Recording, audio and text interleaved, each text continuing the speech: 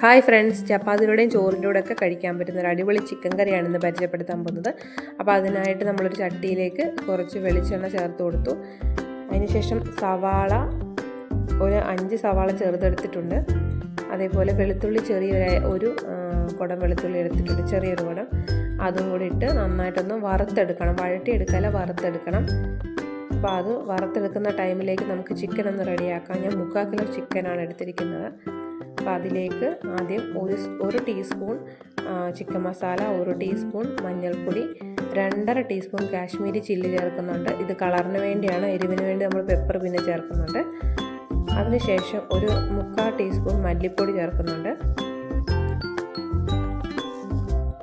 വീണ്ടും 1 ടീസ്പൂൺ ഗരം മസാല ചേർത്ത് കൊടുക്കുന്നുണ്ട്. ഉപ്പ് ആവശ്യത്തിന് ഞാൻ 1 ടീസ്പൂൺ ചേർത്തിട്ടുണ്ട്. പിന്നെ ഞാൻ കുരുമുളക് ഒന്ന് ചതച്ചെടുത്തത് ചേർക്കുന്നുണ്ട്. അത് 1 ടീസ്പൂണാണ്. എല്ലാം 1 സ്പൂണിലാണ് നമുക്ക് അളവിന് കിട്ടും. പിന്നെ കട്ട തൈര് ചേർത്ത് കൊടുക്കുന്നുണ്ട്. പുളി ഇല്ലാത്തതാണെങ്കിൽ ഒരു 4 ടീസ്പൂൺ ചേർത്ത് കൊടുക്കാം. ഞാനിവിടെ 4 ടീസ്പൂൺ ചേർത്ത് കൊടുക്കുന്നുണ്ട്. ഇനി ചേർക്കുന്നത് ടൊമാറ്റോ സോസാണ്. അത് 1 ടീസ്പൂൺ ചേർക്കുക. അതിനുശേഷം നമ്മൾ വറുത്ത് കോരിയെടുക്കുന്ന സവാളയിൽ കുറച്ചെടുത്തിട്ട് ഇതിനകത്തോട് ചേർക്കണം. പിന്നെ ഇഞ്ചിയും ചേർത്ത് കൊടുക്കണം. അപ്പോൾ ഇഞ്ചി ഈ കളറിൽ ഇരിക്കുന്നത് എന്താണെന്ന് വെച്ചാൽ ഞാൻ കുരുമുളക് ചതച്ച അതേ ഇതിലാണ് ഇഞ്ചി ചതച്ചത്. അപ്പോൾ അങ്ങനെയാണ് കളർ ഇങ്ങനെയായത്. ഇനി ഇതെല്ലാം കൂടി ഒന്ന് മിക്സ് ചെയ്തെടുക്കണം. നന്നായിട്ട് കൈയിട്ട് ഇളക്കി കുഴച്ച് കഷ്ണത്തിലൊക്കെ ഇത് പിടിക്കണം, നമ്മുടെ ഈ കൂട്ട് പിടിക്കണം. പിന്നെ ഇതിലേക്ക് കുറച്ച് നാരങ്ങാ നീരും അതേപോലെ തന്നെ മല്ലിയിലൊക്കെ ഇട്ടാൽ കുറച്ചുകൂടി ടേസ്റ്റ് കൂടും. അത് ഓപ്ഷണലാണ്, ഉള്ളവരിടുക. അപ്പോൾ അത് റെസ്റ്റ് ചെയ്യാൻ വെക്കുകയാണ് 10-20 മിനിറ്റ്. അപ്പോഴത്തേക്കും നമുക്ക് നമ്മുടെ ചട്ടിയിലേക്ക്, അതായത് ബാക്കി എണ്ണയുണ്ട്, നമ്മൾ കോരിയെടുത്തതിൻ്റെ ബാക്കി എണ്ണ, എക്സ്ട്രാ എണ്ണ ഒന്നും ഞാൻ ചേർക്കുന്നില്ല. അതിലേക്ക് ഞാൻ ബട്ടർ ഇട്ട് കൊടുക്കുന്നുണ്ട്. ഞാൻ ചെറിയ പാക്കറ്റ് ബട്ടറാണ്, അപ്പോൾ ഞാൻ 2 പാക്കറ്റ് ബട്ടർ ഇട്ട് കൊടുക്കുന്നുണ്ട്.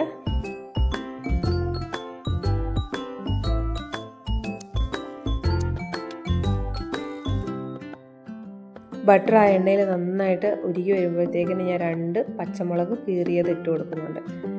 പച്ചമുളക് ചെറുതായിട്ടൊന്ന് മൂത്ത് വരുമ്പോഴത്തേക്കിന് നമുക്ക് ഈ റോസ്റ്റ് ചെയ്യാൻ വെച്ച ചിക്കൻ അതിലേക്ക് ഇട്ട് കൊടുക്കാം.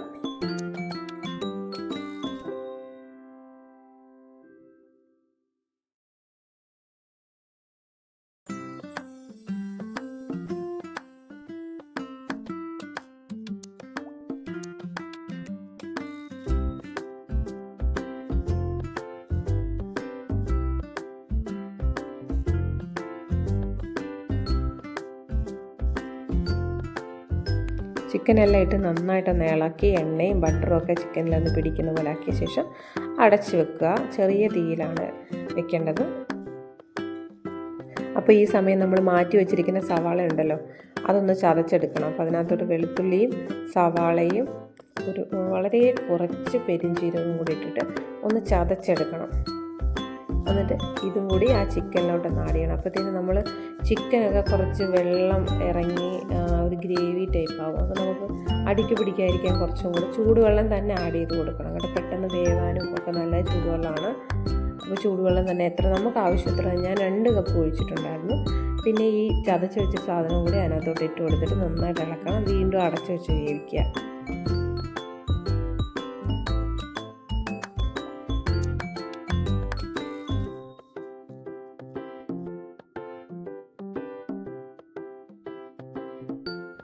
അപ്പോൾ ഇടയ്ക്കിടയ്ക്ക് നമ്മൾ വന്ന് നോക്കണം, അടിക്ക് പിടിച്ചിട്ടുണ്ടോ എന്നൊക്കെ വന്ന് നോക്കണം. കാരണം വെള്ളം നമ്മുടെ ആവശ്യാനുസരണമാണ് നമ്മൾ ഒഴിക്കുന്നത്. ഇതൊരു സെമി ഗ്രേവി ടൈപ്പാണ്.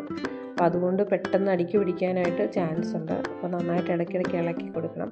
അപ്പോൾ ഏകദേശം ഒരു ഇതിലായിട്ടുണ്ട്, നമ്മൾ സെമി ഗ്രേവി പരുവായിട്ടുണ്ട്. കഷ്ണങ്ങളൊക്കെ വെന്ത് കിട്ടിയിട്ടുണ്ട്. അപ്പോൾ ആ സമയത്ത് ഞാൻ കുറച്ചുകൂടെ ബട്ടർ ആഡ് ചെയ്ത് കൊടുക്കുന്നുണ്ട്. എന്നാലേ ആ ബട്ടറിന് ടേസ്റ്റ് കിട്ടുള്ളൂ. നമ്മൾ ആദ്യം ആഡ് ചെയ്തത് അങ്ങനെ കിട്ടണമെന്നില്ല, ലാസ്റ്റ് ആഡ് ചെയ്യുമ്പോഴാണ് അതിൻ്റെ ഒരു ടേസ്റ്റൊക്കെ നമുക്ക് കിട്ടുന്നത്. അപ്പോൾ ഇനി ഗ്യാസൊക്കെ ഓഫ് ചെയ്ത് ചിക്കൻ കറി ഒരു പാത്രത്തിലേക്ക് മാറ്റാം. അപ്പോൾ ചപ്പാത്തിയുടെ കൂടെയും പൊറോട്ടയുടെ കൂടെയും റൈസിൻ്റെ കൂടെ ഒക്കെ കഴിക്കാൻ പറ്റുന്ന ഒരു അടിപൊളി ഐറ്റമാണിത്. എല്ലാവരും ഒന്ന് ട്രൈ ചെയ്ത് നോക്കണം. അധികം വെറൈറ്റി എന്നൊന്നും പറയാൻ പറ്റില്ല, പക്ഷെ നമ്മൾ എപ്പോഴും കഴിക്കുന്നതിൽ നിന്ന് വ്യത്യസ്തമായിരിക്കും ഇത്. എക്സ്ട്രാ മുളക് പൊടിയൊന്നും ചേർക്കാത്തതുകൊണ്ട് അതിൻ്റെ എരിവൊന്നും വരില്ല. കുരുമുളകും പച്ചമുളകും അതിൻ്റെയൊക്കെ എരിവാണ് വരുന്നത്. അപ്പോൾ ഈ വീഡിയോ ഇഷ്ടപ്പെട്ടാൽ എൻ്റെ ചാനലൊന്ന് സബ്സ്ക്രൈബ് ചെയ്യുക, ലൈക്ക് ചെയ്യുക, ഷെയർ ചെയ്യുക, കമൻറ്റ് ചെയ്യുക, ബെൽ ബട്ടൺ കൂടി അമർത്തുക. എന്നാലേ ഞാനിടുന്ന വീഡിയോ ഒക്കെ നിങ്ങൾക്ക് മുമ്പിലേക്ക് എത്തുകയുള്ളൂ. അപ്പോൾ ഇനിയൊരു വീഡിയോ ആയിട്ട് എത്തുന്നവരെ ഓക്കെ, ബൈ.